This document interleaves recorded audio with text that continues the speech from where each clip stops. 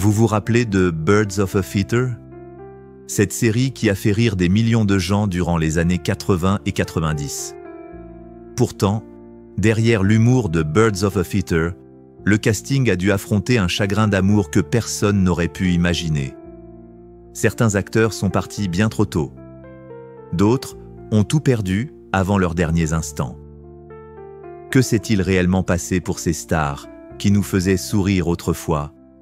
Découvrons-le ensemble. Et surtout, n'oubliez pas de liker et de vous abonner à notre chaîne. John Barden, avec son sourire effronté et chaleureux. Vous vous en souvenez? Cet homme au charme discret, c'était bien John Barden, celui qui savait transformer une simple phrase en un moment de pur bonheur. Dans Birds of a Feather, il incarnait le père idéal que tout le monde aurait aimé avoir.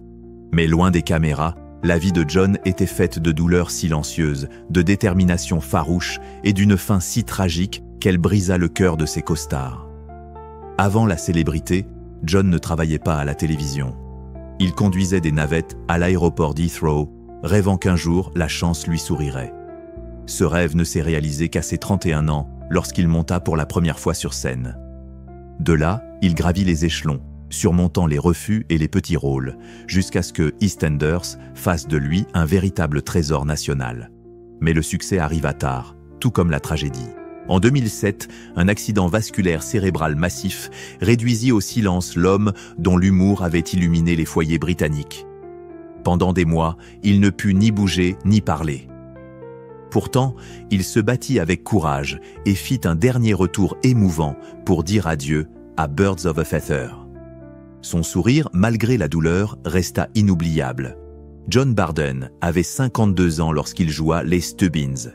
Il s'est éteint le 12 septembre 2014, à l'âge de 75 ans, après un 3e AVC. Sa fortune était estimée à environ $1 million, mais l'héritage qu'il a laissé, celui du rire, de la résilience et de la grâce tranquille, reste inestimable. Peter Vaughan, dans le rôle de Monty. Peter Vaughan a donné vie à Monty, un ancien détenu à la retraite doté d'un instinct affûté et d'un cœur tendre enfoui sous des années d'amertume.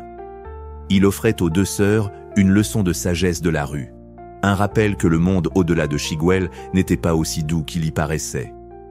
Mais derrière cette voix calme et ce sourire entendu, se cachait quelque chose de brut. Un homme qui avait trop vu, trop ressenti et qui n'attendait qu'un peu de bienveillance. Peter a commencé humblement, en jouant de petits rôles de policiers sans nom cligner des yeux, et vous le manquerez, enchaînant les caméos et les années de refus qui faillirent le ruiner. Il travaillait sans relâche, acceptant des rôles qui payaient à peine le loyer. Puis vint Porridge, et soudain, tout le monde connaissait son visage. Mais la célébrité fut cruelle, les réalisateurs le voyaient toujours comme l'éternel méchant, et Peter se battit longtemps pour sortir de cette étiquette qui lui avait pourtant apporté le succès. Sa vie personnelle connut aussi des blessures. Son mariage avec l'actrice Billie Whitelaw s'acheva dans le silence, laissant des regrets qu'il porta durant des années. Avec l'âge, les maladies s'installèrent, la vue déclinante, la santé fragile. Pourtant, il ne s'arrêta jamais. De les vestiges du jour à Game of Thrones, ses rôles devinrent plus profonds, plus sages, comme s'il faisait la paix avec un monde qu'il avait autrefois ignoré. Peter Vaughan avait 66 ans lorsqu'il incarna Monty dans Birds of a Feather. Il est décédé le 6 décembre 2016 à Surrey, à l'âge de 93 ans, de cause naturelle. Sa fortune était estimée à $3 millions, mais son véritable héritage était bien plus grand. La force tranquille d'un homme qui prouva que le pouvoir n'a pas besoin de rugir pour être inoubliable. George est parti comme il a vécu, en restant lui-même. Chaque génération a son visage réconfortant, et pour des millions de téléspectateurs, c'était George Wendt. L'adorable Norm de Cheers fit une apparition dans Birds of a Feather, apportant cette même chaleur et cette aisance naturelle qui faisait de lui l'habitué préféré du bar le plus célèbre de la télévision. Mais derrière le rire, se cachait une bataille silencieuse que personne ne voyait venir. George était parti de rien. Il balayait littéralement les sols du théâtre Second City à Chicago avant qu'on ne lui tende un scénario. Son ascension grâce à Cheers fut fulgurante, le propulsant au rang de star internationale et lui valant 6 nominations aux Emmy Awards. Pourtant, l'éclat de la célébrité finit par s'estomper. Plus âgé, plus fatigué, George dut affronter des problèmes de santé liés aux maladies cardiaques et au diabète, tout en continuant de se produire sur scène, son véritable refuge. Dans les années 2000 et 2010, il poursuivit son travail sans relâche entre Broadway, sitcoms et émissions spéciales de Noël, refusant de ralentir malgré les signes de faiblesse. Mais à 70 ans, le poids des années se fit sentir. Des décennies de tournées, de surmenage et une tension cardiaque non traitée l'avaient rendu fragile. Malgré tout, son humour resta intact en 2023. Il plaisantait encore lors de son apparition dans The Masked Singer, offrant un dernier clin d'œil à ses fans, ceux qui avaient grandi en criant « Norm ». George apparut dans Birds of a Feather en incarnant son propre rôle à 27 ans. Il s'est éteint paisiblement dans son sommeil le 20 mai 2025 à Los Angeles, à l'âge de 76 ans, victime d'un arrêt cardiaque provoqué par une insuffisance cardiaque. Sa fortune était estimée à 2 millions de dollars, mais son héritage, lui, valait bien plus. Celui d'un homme qui a su faire rire le monde entier, simplement en restant lui-même. Bernard Hawley, dans le rôle de Richard Summers. Bernard Hawley n'avait pas besoin de grandes entrées ni de répliques tape à l'œil. Il pouvait te briser le cœur d'un simple regard. En incarnant Richard Summers, l'amant plus âgé de Dorian Green, il jouait la tendresse avec une profondeur que seule l'expérience pouvait offrir. Chaque scène ressemblait à une confession, et d'une certaine manière, c'en était une. Dans les années 1960, Bernard était partout. En tant que PC Newcombe dans Z Cars, il devint un nom connu dans tout le pays, plus de 500 épisodes et des millions de téléspectateurs. Mais la célébrité s'éteignit vite. Quand la série prit fin, les appels cessèrent.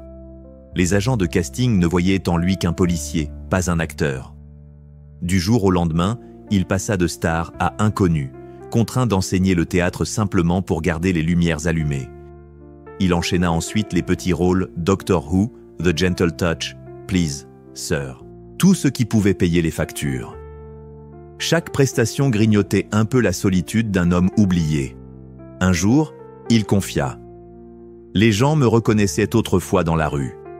Maintenant, ils passent simplement. » Ces mots, dits sans colère mais avec une douceur empreinte de tristesse, résonnent encore aujourd'hui. Puis vint Birds of a Feather. En jouant Richard, Bernard retrouva cette vulnérabilité sincère. Plus d'uniforme, plus de masque, juste un homme cherchant encore à aimer. Pour lui, ce fut une forme de rédemption. Même lorsque la maladie frappa un cancer de la prostate à 70 ans, il continua de travailler, puisant sa force dans le seul endroit où il s'était toujours senti chez lui, la scène. Bernard Hawley interpréta Richard Summers de 1996 à 1998. Il s'est éteint le 22 novembre 2021 à l'âge de 81 ans. Sa fortune était modeste, estimée entre 1,5 et 1,9 millions de dollars, mais son âme, elle, était riche au-delà de toute mesure. Pauline Quirk, dans le rôle de Sharon Theodopolopoulos. Sharon Theodopolopoulos, c'était la plus bruyante, la plus drôle, une femme qui riait malgré la douleur et aimait sans filtre. Pauline Quirk lui a donné vie avec une honnêteté brute, transformant le chaos du quotidien en chaleur et en rire qui ne semblait jamais jouer. Mais derrière ce rire se cachait celui d'une femme qui s'était battue toute sa vie. Pauline a commencé à jouer dès l'enfance. On lui répétait souvent qu'elle n'était pas assez glamour pour la télévision. Entre The Elephant Man et Shine on Harvey Moon, elle a connu des années de refus, d'épuisement et de petits boulots pour survivre. Pour chaque ligne prononcée à l'écran, il y avait des nuits de doute, se demandant si le rêve valait toute cette douleur. Puis, Birds of a Feather a tout changé. Du jour au lendemain, elle est devenue l'une des actrices les plus aimées de Grande-Bretagne. Pourtant, la célébrité apporta son lot d'ombre. Le doute de soi, l'anxiété et des gros titres cruels sur son poids. Lorsque les caméras cessèrent de tourner, le silence devint assourdissant. Elle confia un jour que le rire du public était la seule chose qui l'empêchait de s'effondrer. En 2021, son monde s'est rétréci. Pauline a été diagnostiquée d'une démence précoce à seulement 61 ans. Son mari a révélé qu'il lui arrivait parfois de regarder de vieux épisodes de Birds of a Feather sans réaliser qu'elle y apparaissait. La femme qui avait fait rire des millions de spectateurs perdait peu à peu ses propres souvenirs. Pauline Quirk joua Sharon Theodopolopoulos à 30 ans. Aujourd'hui, à 66 ans, elle vit paisiblement entourée de sa famille, retirée de la vie publique. Sa fortune, estimée à environ 4 millions de livres sterling, soit 5,2 millions de dollars, ne reflète pas la vraie valeur de son héritage, car son rire continue de résonner là même où la mémoire s'efface. Leslie Joseph dans le rôle de Dorian Green. Leslie Joseph a rendu Dorian Green inoubliable, audacieuse, drôle et toujours un peu tragique sous son éclat glamour. Chaque fois qu'elle apparaissait à l'écran, vêtue de léopard et perchée sur ses talons hauts, on percevait une femme qui se battait pour rester vue, désirée et vivante dans un monde qui oublie trop vite les femmes.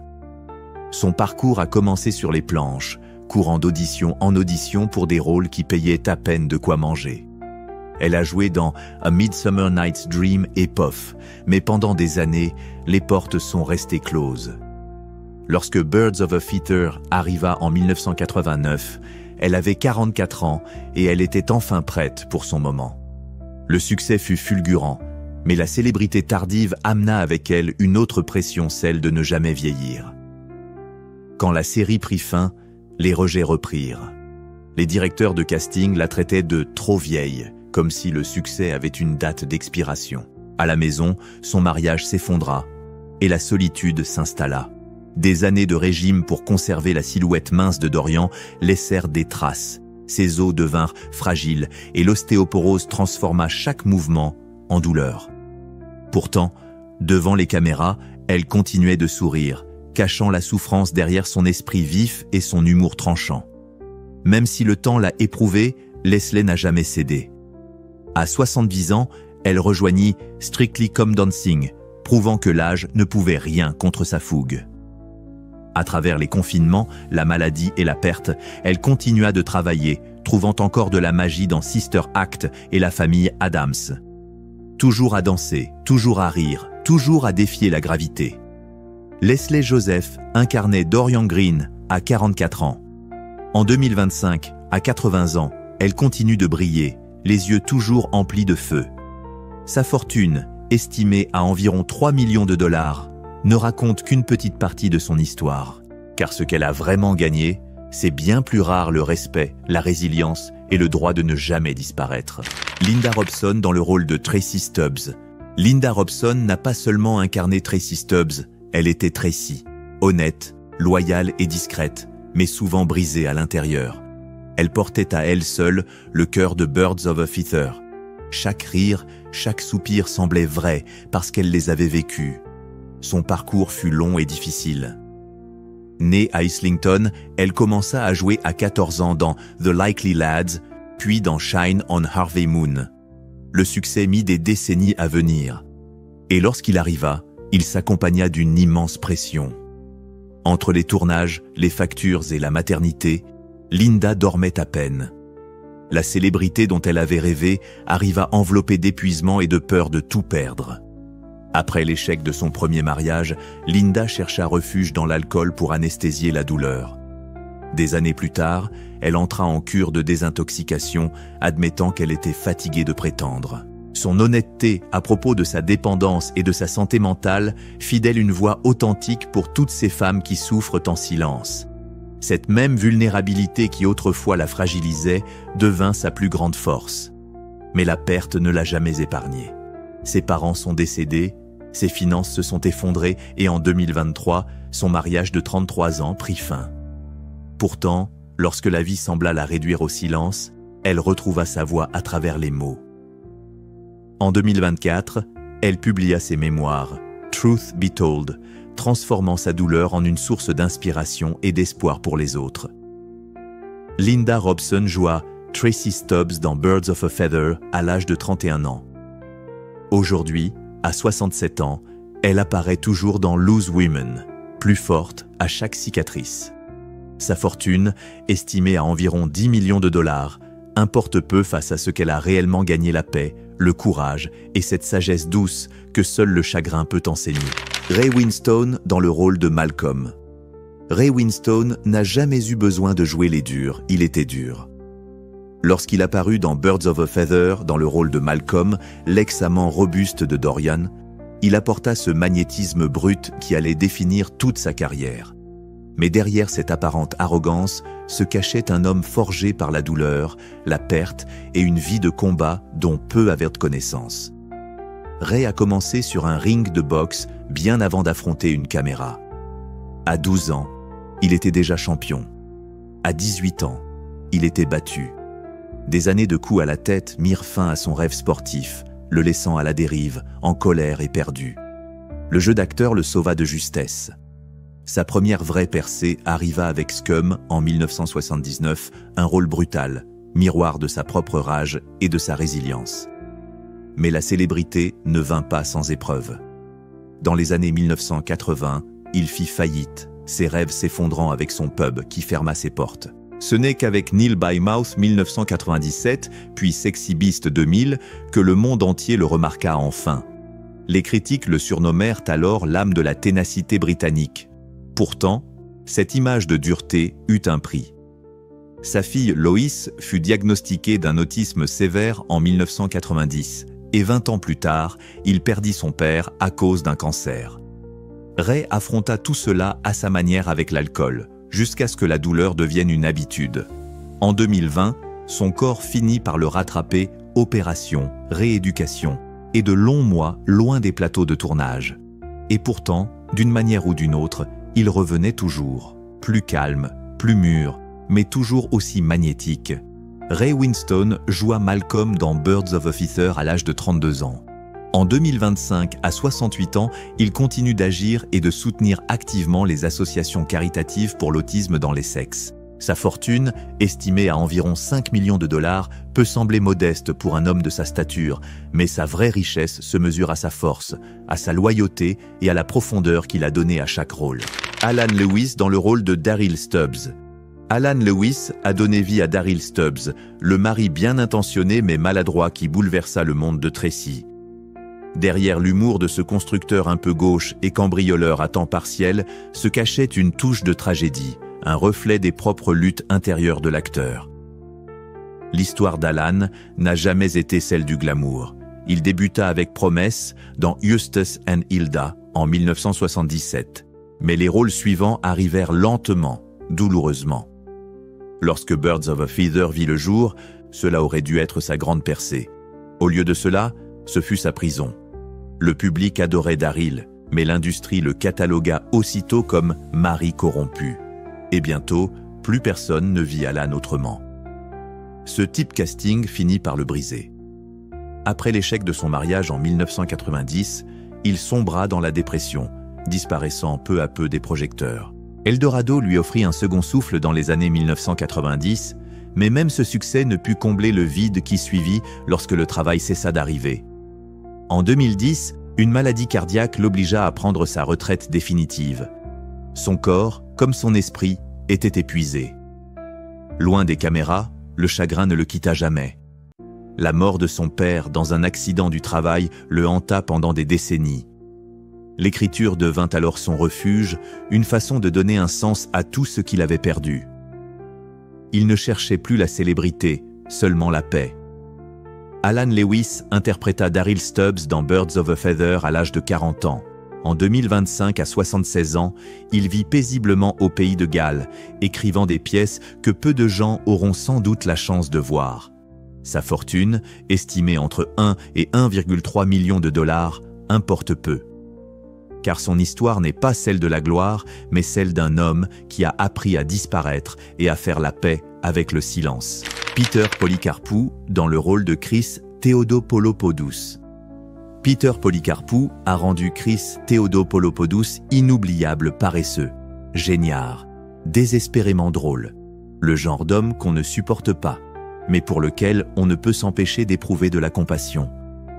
Sous les rires, Peter insufflait au personnage une tristesse douce, presque résignée, qui venait d'un endroit profondément réel.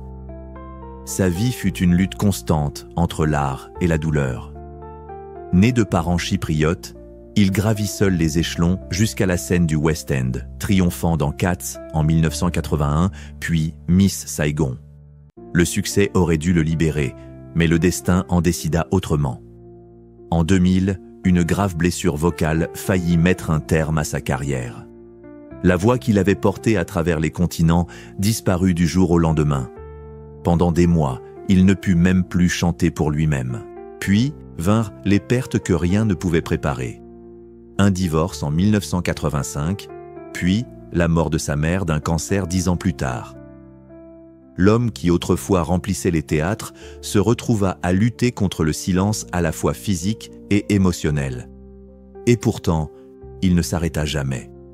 Quand il ne pouvait plus chanter, il enseignait. Quand il ne pouvait plus jouer, il écrivait. Chaque pas en avant devenait un acte de résistance. Ces dernières années lui apportèrent enfin la rédemption, une nomination aux Olivier Awards pour Oslo et des rôles magistraux dans Les Misérables et Sweeney Todd, où sa présence sobre et marquée par la vie rappela au public pourquoi il l'avait tant aimé. La douleur était devenue son professeur et son art plus profond que jamais. Peter Polycarpou interpréta Chris Theodopolopoulos dans Birds of a Feather à l'âge de 33 ans. En 2025, à 68 ans, il enseigne la voix et le théâtre à Londres. Sa fortune est estimée à environ 2 millions de dollars. Pour Peter, la survie elle-même est devenue une œuvre d'art bâtie sur la résilience, la perte et le courage de continuer à créer longtemps après que la musique s'est tue. Et Eamon Walker dans le rôle de Colin. On pouvait toujours sentir le feu dans les yeux d'Eamon Walker, même lorsqu'il incarnait simplement Colin, le charmant ami de Dorian. Il n'est pas resté longtemps à l'écran, mais sa présence avait quelque chose de magnétique, une intensité qui laissait deviner qu'il était destiné à bien plus. Pourtant, le destin d'Eamon n'a jamais été simple. Dans le Londres des années 1980, être un acteur noir signifiait se battre contre un système qui refusait de te voir. Il acceptait tous les rôles possibles, non par orgueil, mais par persévérance. Il savait que le talent ne suffisait pas, il fallait encaisser 1000 rejets, se relever et continuer à sourire. Tout changea avec Oz en 1997. Son interprétation de Karim Saïd bouleversa la télévision américaine. Fière, disciplinée, profondément humaine. Ce rôle fit de lui une star, mais le vida aussi.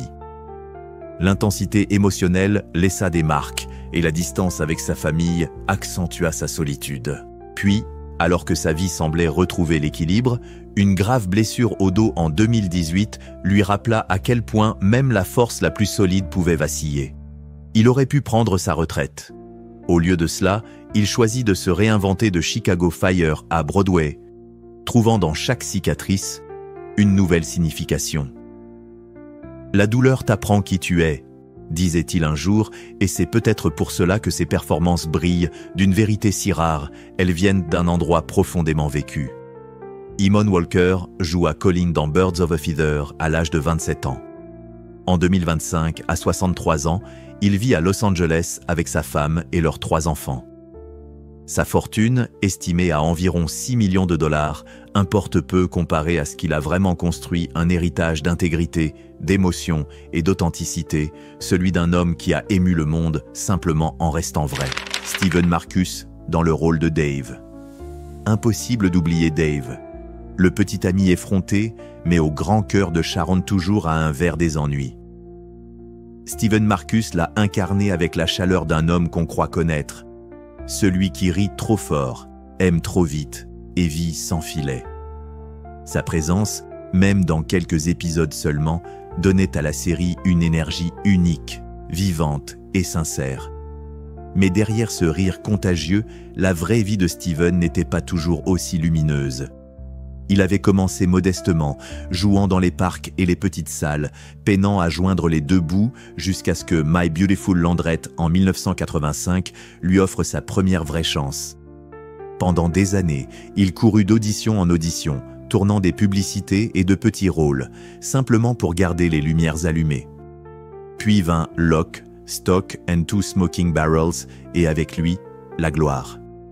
Mais la célébrité a parfois un humour cruel. Au sommet de son succès, Stephen trouva refuge dans le jeu. En 2000, la dépendance avait englouti presque tout ce qu'il avait gagné. Il passa dangereusement près de tout perdre sa maison, ses amis et même sa volonté de jouer. Il fallut des années de thérapie, de dettes et d'humilité pour se reconstruire.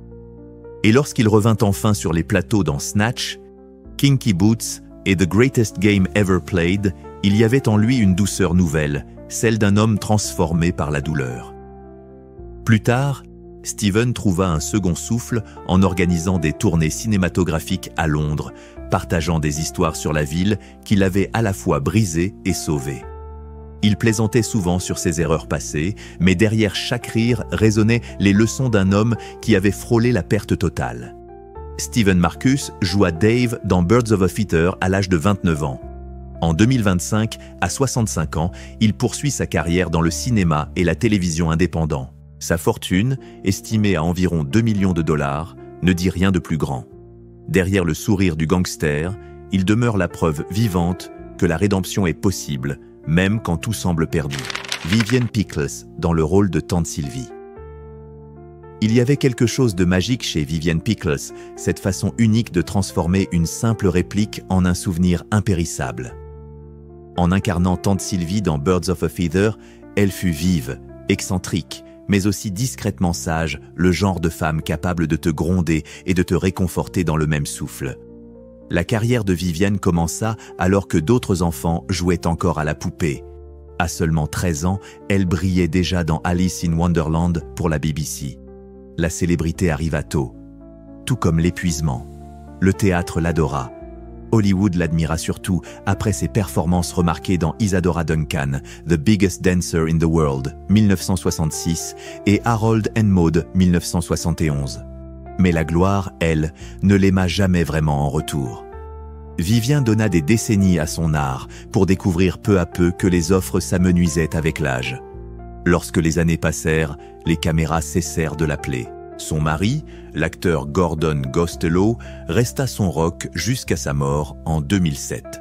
Après cela, Vivian s'effaça volontairement de la lumière des projecteurs. La femme qui avait incarné des reines, des rêveuses et des mères courageuses vivait désormais entourée de souvenirs d'un monde qui avait continué sans elle. Pourtant, même dans la solitude, elle conserva une grâce profonde.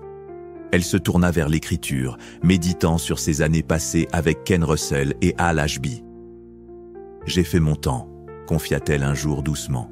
« Maintenant, j'écoute simplement. » Ce n'était pas de la tristesse dans sa voix, mais de l'acceptation, la sérénité de quelqu'un qui a tout donné à son art. Vivian Pickles joua Tante Sylvie dans Birds of a Feather à l'âge de 58 ans. En 2025, à 94 ans, elle vit paisiblement, à l'abri des regards, quelque part en Angleterre. Sa fortune, estimée à environ 1 million de dollars, importe peu. Son véritable héritage se mesure autrement dans les centaines de personnages qu'elle a fait vivre et dans les âmes qu'elle a touchées par son esprit rare et lumineux. Gordon Warneke dans le rôle de Ranjit Gupta. Lorsque Gordon Warneke apparut dans Birds of a Feather dans le rôle de Ranjit Gupta, ce n'était qu'un court passage à l'écran, mais à ce moment-là, il avait déjà marqué l'histoire. 4 ans plus tôt, en 1985, il avait tenu le rôle principal dans My Beautiful Laundrette, un film qui bouleversa la Grande-Bretagne en osant montrer une romance homosexuelle entre un jeune Pakistanais et un punk blanc, en plein cœur de l'Angleterre de l'ère Thatcher. Gordon était ce jeune homme. C'était courageux, c'était brillant, et cela lui coûta très cher. Le rôle qui aurait dû propulser sa carrière devint au contraire un fardeau. Les directeurs de casting saluèrent sa performance, mais se détournèrent discrètement, mal à l'aise avec ce que son personnage représentait. Les opportunités cessèrent peu à peu, non pas faute de talent, mais à cause des préjugés. Refusant d'abandonner, Gordon se tourna vers le théâtre. Il rejoignit la Royal Shakespeare Company, enseigna, mentora et fit tout pour rester proche du métier qu'il aimait. En 2000, fatigué d'attendre des rôles qui ne venaient en plus, il s'éloigna discrètement des plateaux. Mais il ne cessa jamais de créer. Il se mit à écrire, à réaliser et à aider les jeunes acteurs à trouver le courage dont il avait lui-même manqué à ses débuts. Gordon Warneke interpréta Ranjit Gupta dans Birds of a Feather à l'âge de 27 ans. En 2025, à 63 ans, il vit dans le nord de Londres, où il enseigne le théâtre et accompagne de jeunes artistes vers leurs rêves. Sa fortune, estimée à environ 1 million de dollars, et modeste comparé à son véritable héritage, avoir ouvert des portes à d'autres, même lorsque le monde essayait de les lui fermer. Autrefois, leur rire remplissait nos écrans. Aujourd'hui, il ne reste que le souvenir et le respect pour ceux qui ont osé. Quel acteur de cette histoire vous a le plus touché? Dites-le nous dans les commentaires et rejoignez-nous alors que nous continuons à rendre hommage à ces étoiles qui, trop souvent, se sont éteintes trop tôt. Merci d'avoir regardé et à bientôt.